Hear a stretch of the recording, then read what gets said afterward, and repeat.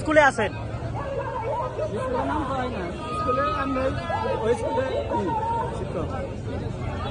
আপনি মানে বলতে চাচ্ছি যে কি দাবি আপনাদের স্কুল কি এমপিও চান?